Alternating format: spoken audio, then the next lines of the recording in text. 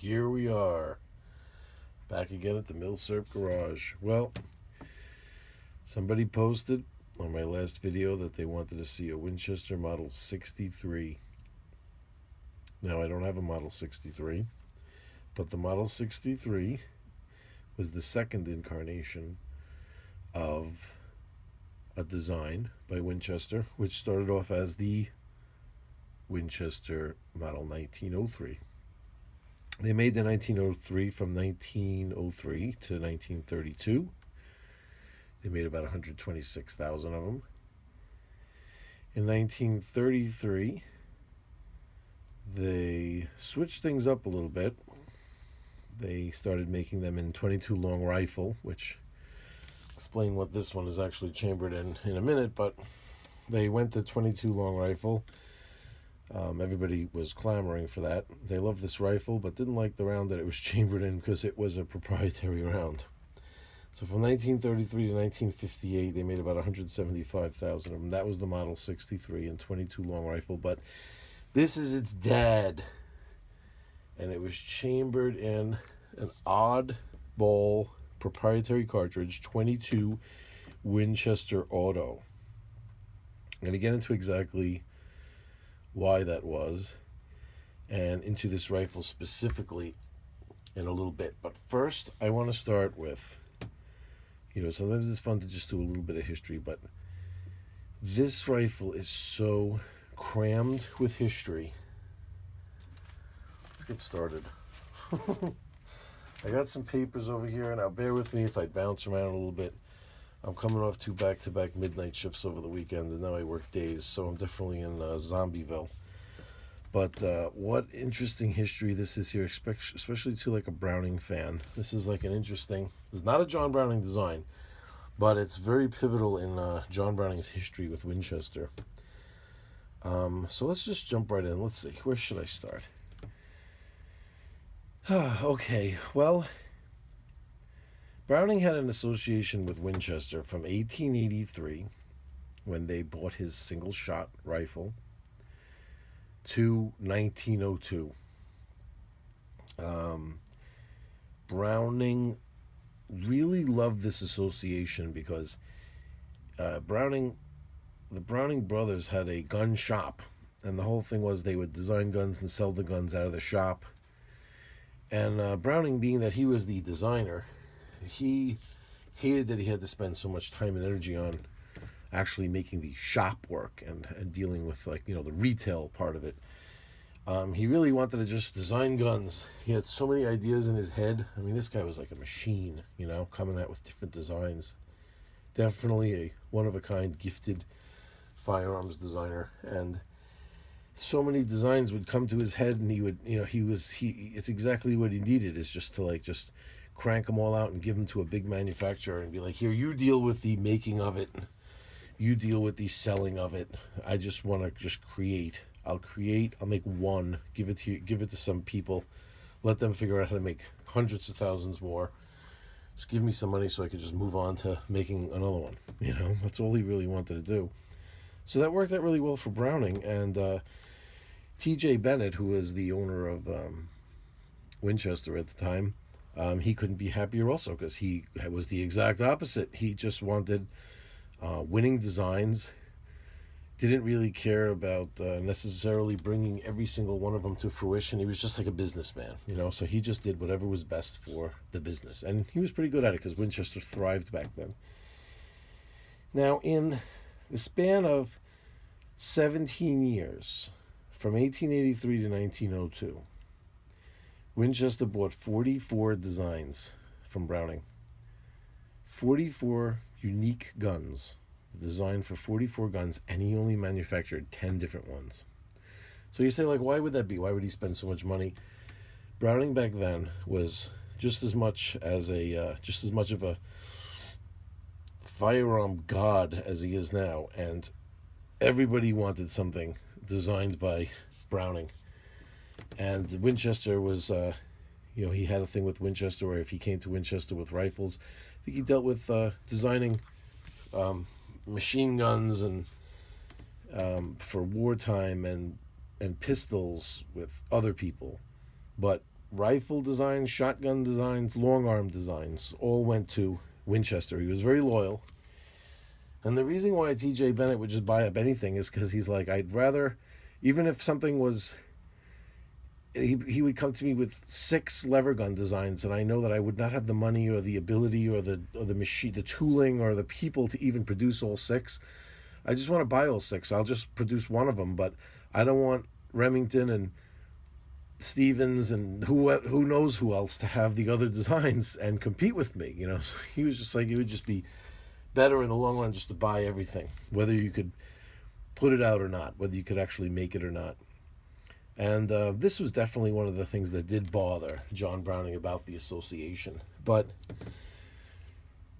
John Browning was, he would be happy at least that the ones that were picked were kind of he felt that they were the correct ones to be picked out of the bunch. Let's put it that way.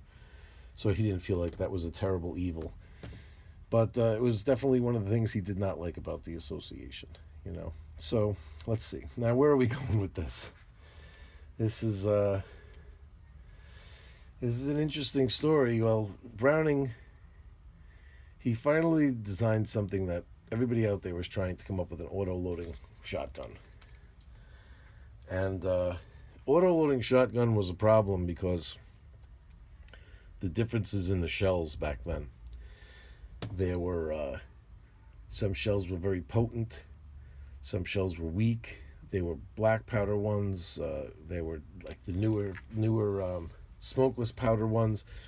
All different kinds of shells flying around, and nobody could come up with a gun that would be able to cycle them all. But Browning figured it out, and he forwarded this design to. Let's see, the patents were all like from 1898, around there, right around the turn of the century.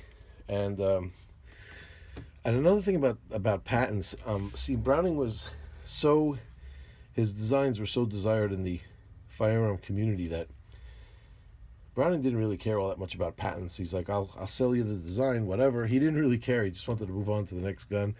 But it was Winchester, it was TJ Bennett that would say, no, we need to patent all these designs. We can't have somebody else just reproducing your designs. We have to. So they were very protective. They would patent every little thing. So if Browning it could be the smallest things, from like the way the pump handle connected to the action, the way the barrel was connected to the receiver, little things, charging handle, things like that. And the reason why Winchester would want that on there is because they wanted all over the rifle to be like Browning patent number this, Browning patent number that. Just having Browning's name all over it was a big thing. It was like a claim to fame. So he, when they were knocking around this auto-loading shotgun, it was Winchester himself who guided Browning in getting patents for everything about this gun that was unique. The rings that were used, the friction rings that were used to be able to buffer the different types of shells to be able to cycle, the bolt handle, all kinds of things like that were patented, all these little unique pieces. Well, as it turns out, when TJ Bennett really thought about this rifle, I know you're like, how is this going to get to this 22 caliber rifle? Well, I'll tell you. We're getting there. So, TJ Bennett realized that this shotgun that Remington had here, this auto-loading shotgun, it was like a lose-lose situation for him. If he produced it, he would lose out, because although he would sell plenty of those, what about like the 1886, the lever action 1886, and the 1897 pump? I mean, these things were his bread and butter. These things were making them tons of money, and plus, like lots of other lever action and semi-automatic designs. I mean, if you looked at the Winchester catalog, that's what it was all full of. And if this auto-loading thing was definitely the way of the future, he was like, well, if I come out with that, that's going to be the only gun anyone pays attention to, and if it's successful. And number two, if I turn my back on it and somebody else buys it and produces it and it's successful, then we're done, So he just kind of sat on it, and he didn't buy it, but he was like kind of telling Browning, like, yeah, our designers, our engineers are looking it over. We're going to see if it's feasible to produce it. isn't this wrong with it? Isn't that? And they made some change. They sent it back to Browning. This isn't working right. That's not working right. And Browning was like, yeah, because you bent this and you bent that. They were where they were supposed to be. He was like whole back and forth. The letters, I've read them. I'm not the originals. I mean, I've just read them from out of books, and they're pretty interesting.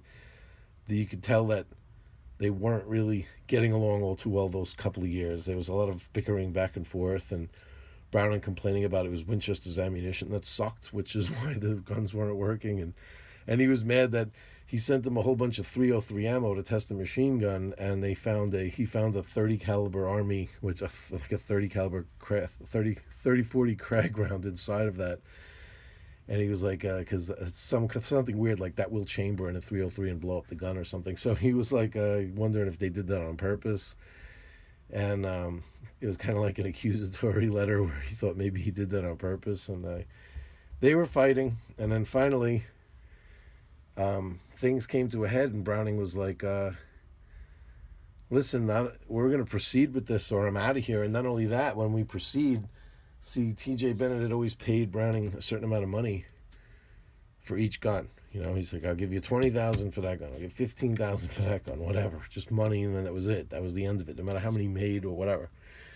So with this one, though, Browning knew he had something special. He knew this was like the way of the future. He knew that this was important for him to get royalties on this. Plus, he had been working, making handguns and making machine guns for others who were working out those deals with him for getting money for each one sold and things like that.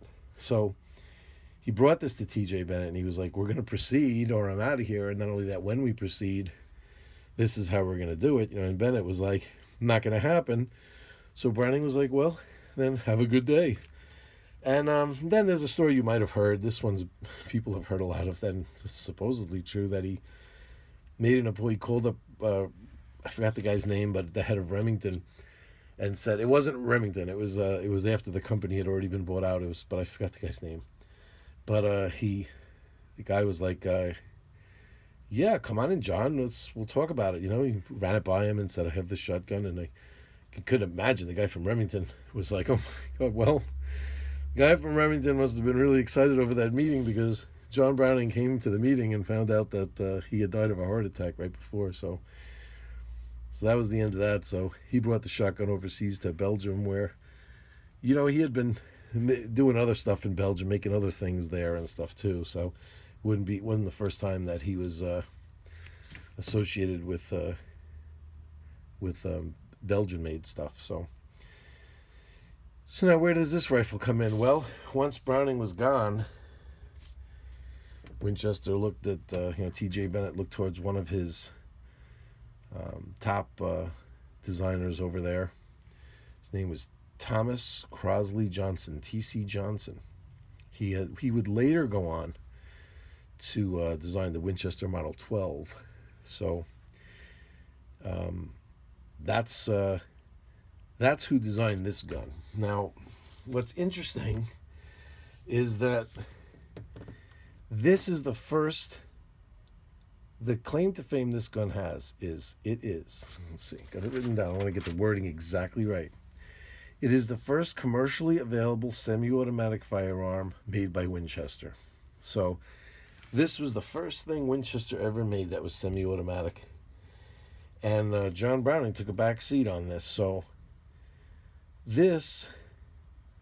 an interesting thing is that 22 ammo is very similar to the shotgun ammunition, which everyone was having a problem with auto-loading any ammunition, is because it was just so all over the chart. There was no standardized pressures or different types of powders, different types of mixes. They were all different types of properties to the powders and the even the grains of the bullets and stuff. So it was very difficult to come up with a gun that reliably fed 22s because they were so different. Some of them would slam the bolt home. Some of them there wasn't enough to cycle. So what Winchester decided to do is they said, all right, we're just going to make our own proprietary round. And that's what they did. And it was called the 22 Winchester Automatic. That's what it's called. And they came out with a proprietary round just for this gun. Reason being, now they're like, we can just make all the ammo. So we'll make it all exactly the same so the gun will function. You understand? Since now they were the sole makers of the ammunition, they would be able to keep quality control in such a way that they could design the gun to perfectly be able to fire that round. So that's what happened. So that's where this 22 Winchester auto came from. So now this was a blowback design. So there's a heavy weight in here that counteracts the bolt. So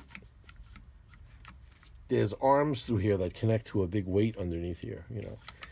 So that's how it functioned. Now, what's interesting is that you don't see, typically there would be some type of bolt handle. Well, Winchester had helped Browning get these patents so well that they were just certain things that they weren't allowed to use. They weren't allowed to use the same typical loading gate that he used, or he had patented, I think, the tube loading magazine.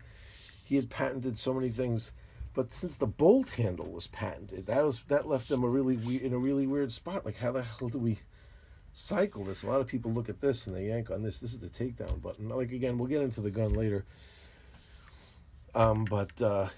It even had, they even had to come up with something different, something unique like this, even for the bolt handle, because Browning had patented it. So that's what made these things, and a couple of guns after this, really unique. So that's why the history of what went on with Browning was pivotal, even in the designs without Browning. Browning didn't have anything to do with the design of these things, but his influence still mattered because of his patents and because of, that nobody knew any other way to do things but the way he did them. That's how good he was, you know what I mean? So anyway, let's get into this exact gun now a little bit more. Now that we know some of the history and where it actually comes from. Like I said, this was manufactured from 1903 to 1932. This is a 1911 vintage. It takes 10 rounds in the magazine. It is a tube magazine, but the magazine, if you see, comes from here. This twists and gets pulled out. And the loading port is right here. And this tube comes out like this, and that's the magazine right there. Just a regular, one of these regular magazines that like they would be in the under the barrel tube. This tube just ran through the buttstock and fed directly into the receiver. Now this is a takedown model. I'll take it down for you in a little bit.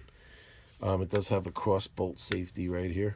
What's interesting is that at the beginning they didn't have a cross bolt safety. And then for a period, it was an option. You could get it I think they just made it with it, but if you didn't want it, you could opt out. That might be because they had a whole bunch laying around that didn't have the safety. And then after a period, then you had to have the safety. And again, probably because all the ones that didn't have the safety were sold. So.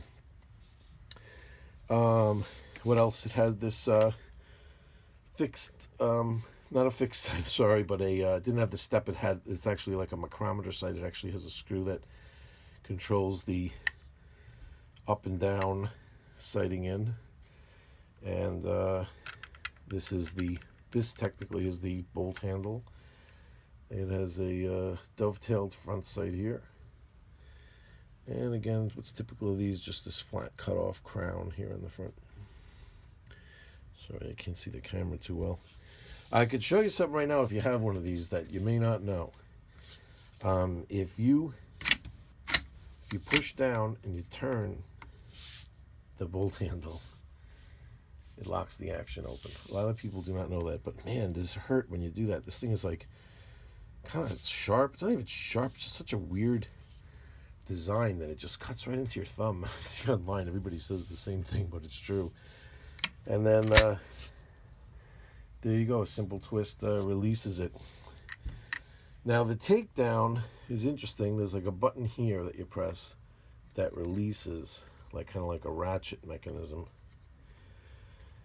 And once you go far enough, then you don't need to hold it in anymore. There we go. And then when it gets to that point, there we go. Comes apart. It's a pretty cool takedown. I gotta hand it to Mr. Thomas Crossley Johnson. He's no dummy here. I mean, he did a good job with what he had. It's just it was unfortunate for him that he just he was so blocked by patents that he couldn't put something as simple as a bolt handle on. That's a little weird. I mean, I wouldn't consider that stealing somebody's design. But, man, it'd be interesting to look at the whole list of things that were patented that he couldn't touch. Well, you could see the hammer here. This is interesting that the hammer goes over, kind of like shrouds this, where the loading tube comes in. Here's the follower right there. See it? And if I back this off, you'll be able to see that come out. That's the follower right there, which feeds here off this feed ramp. And here's the trigger group, and it feeds to, where does it feed? Exactly does that feed to? Well, it looks like that just interesting. That just comes right in here. Oh, sorry, was I in camera? That just comes right in the middle here and just picks up rounds like this right off the end of that. What's interesting is I haven't fired this yet. Not afraid to, just haven't got all around to it. But everything here looks good. There's the extractor. There's the ejector. The ejector is right there on the bottom, if you could see it. And the extractor up here on the top is the extractor. A little bit closer view if this focuses. It looks a little dirty in there, but this thing, I think it had just gone through a lot of years of being fired without being properly cleaned, if I had to guess. And putting it back together is just as simple. I like this takedown design. It's very slick. And putting it back together is just as easy. Just make sure that's screwed out. And we just slide right into place. And then it kind of ratchets in now. And that's it. Put it back together. So, can't believe I went through all of that and got all that information out there without a hitch. Now I don't even know where to go. I didn't really think where I was going to end with this. But, well, this guy went along to design a couple of other guns. One of them that I don't have, so I feel comfortable just talking about it. Let's bust out my Winchester book here. Let's throw a little thanks into Mattis. Get this up here. George Mattis. Signed, numbered. Well, it's not numbered. It just says 1 of 1,000, but it doesn't tell me what. This isn't book number 1. They all say that. But, oh, I lost my page. But these are around. What the heck should this? Oh, I messed up. I really messed up. Where are the auto loaders? Where's the auto loaders? Oh, see. There you go. That's what you get. That's what you get from messing around with a book. Self-loading 543. All right, let's do a quick tour through here. So here's the 1902, and again, they made ones with such beautiful scrolling. I mean, this is just sick art. It's like artwork. If you find one of these, they're going to be worth thousands, you know. This is a 1903. Then what's interesting is, if you're a subscriber of Log Cabin Looms, this is going to look familiar because he has one of these. After these, then there's a 1905. See how it has a magazine? Look, see the magazine on these? They look similar. They have the similar kind of, because they couldn't use a charging handle, you know. So they had there was a 1905 and a 1907. And there's a 1910. That was a 401 Winchester cartridge. These are all. That's a pretty stout cartridge. I mean, these things went full, you know, center fire, full big bore, you know. But what's interesting is when they went big bore, because I told you there was a weight in here to counterbalance the blowback. They were blowback action even with these big bore rifles. So this weight that was in here is supposedly tremendous, 12 pounds or something like that. So the rifles were incredibly heavy, and that's why they supposedly weren't that popular, you know. And then look down here, this guy Johnson here, he designed this shotgun right here, which was the Model 11, the Winchester Model 11. And man, he wasn't having a good time with that thing, because there were issues with that thing where, like, let's see then what else.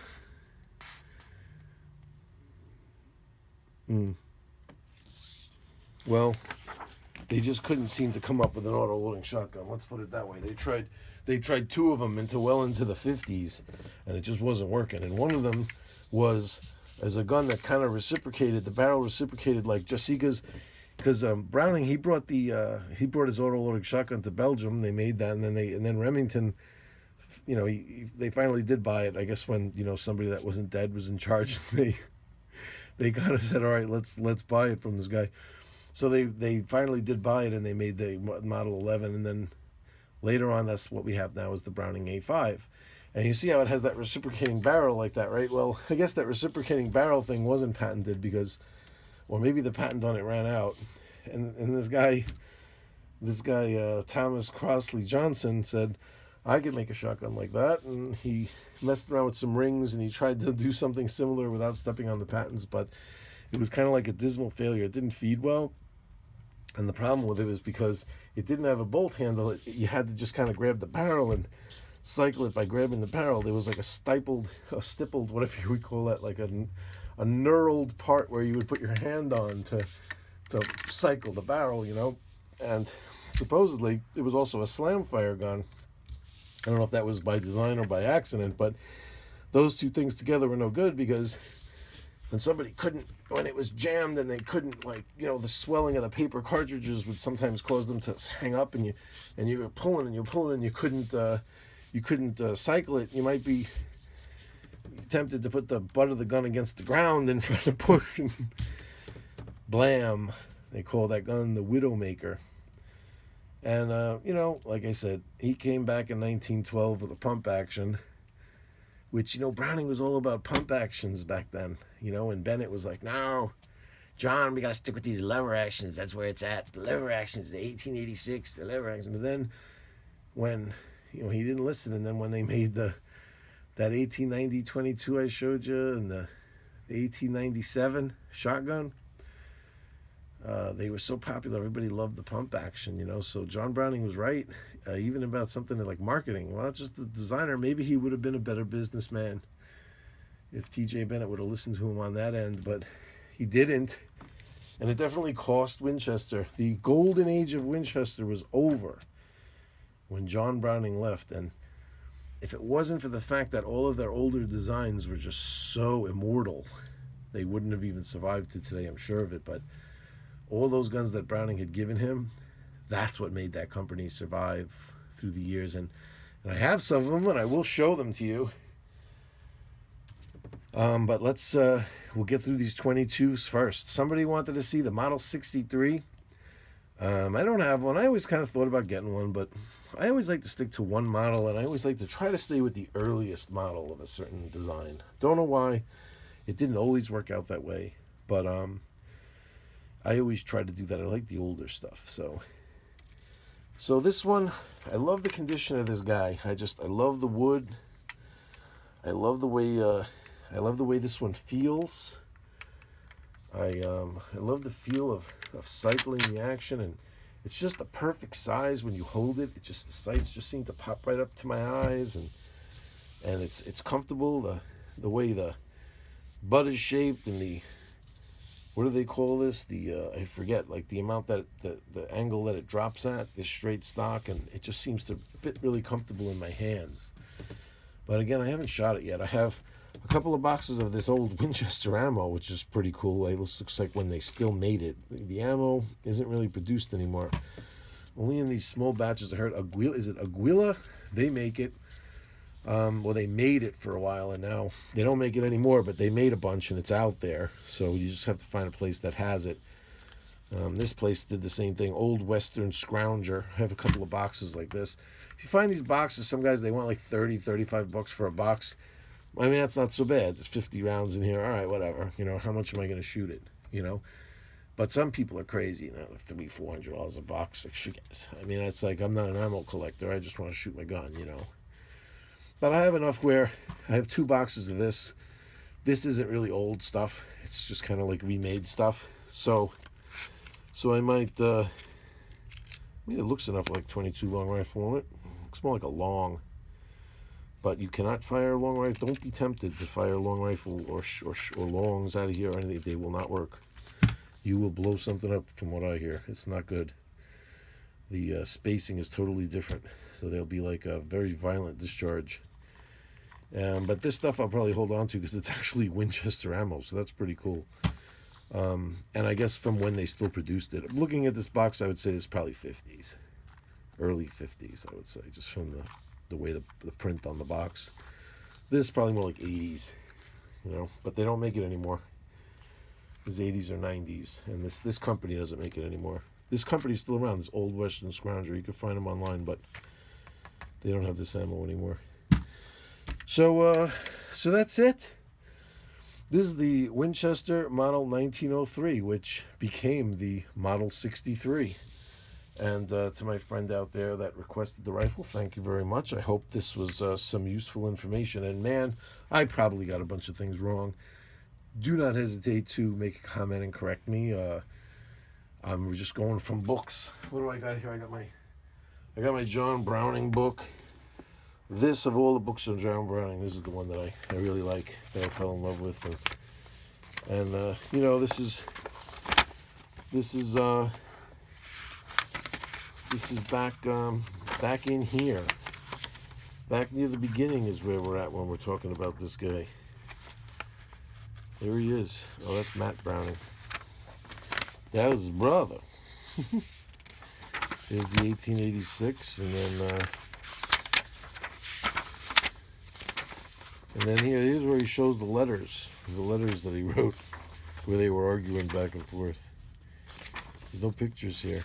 I'm just showing you text.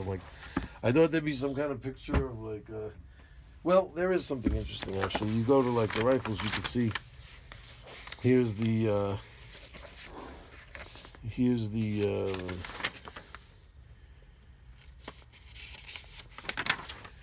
stuff he went to Fabrique Nationale with. Here's the 1895. This was like the last big rifles. Here's the 1894 lever action. The 1895. This is the one that the Russians use. There's a Russian that chambered in the Russian round. This one. And then this was the last gun he made for Winchester. Well, not made for them, but designed for them. The Model 1900 bolt action, because there was Remington had a single shot bolt action 22 that was tearing Winchester apart. They had nothing to compete with it with, so he designed one of these for him. He actually came with 9 designs. It was here's 9 22 bolt action single shot rifles, and he picked this one. And then after that, boom, you see everything else here is all Fabrique Nationale. He brought the what became the Remington Model 8 to Fabrique Nationale, and then what became the Remington Model 12 went to Fabrique Nationale. Here's the trombone, I think, that went to this is the trombone that went to Fabrique Nationale. And then it's BARs. Now, see, in wartime again, Winchester started producing some of these wartime guns that were Browning. So, but he didn't really have the association that he had with them anymore. If you see it, he moved on to bigger and better things, So it was this has definitely has a spot in that history, where this is what Winchester came out with when they were we don't really need John Browning, check this out. And, not bad. It's a pretty cool rifle. Just the fact that they had to go with it. And they go well, you have to use our 22 ammo here, though. You have to use, what about, can I just use 22 long rifle, 22 short? Nah, you got to, these are 22 Winchester auto. Here, use this stuff. When you buy the gun, buy a few boxes of this. And, you know how people feel about stuff like that. That might have been a little odd back then. And but they sold enough of them. I mean, they did make 126,000 of them. That's that's not really that much. That's what, in that many years? let's see, it's about 11 a day if my math is right. That's not a tremendous amount of them, but it's enough where they could be considered considered successful, I suppose. You know what I mean? And well, not really compared to, definitely not successful compared to John Browning's designs, but not a complete flop. That the shotgun though, that I think I might have to get one of those. A Model 11, a Winchester Model 11 shotgun. I'm gonna see if those things are available. Eesh. Nah. I think I'll look around for another John Browning design before I would make that jump. Anyway, guys, I hope, well, first of all, I hope this video didn't go upside down because I don't see my little camera showing me that it's right side up. Oh, well. Let's see. Who knows what's going on here? I don't even know if I'm recording.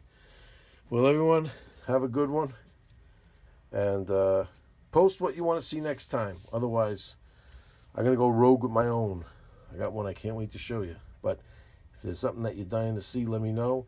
Any mistakes, let me know. Or any questions you got on this guy, let me know. I will answer. See you later.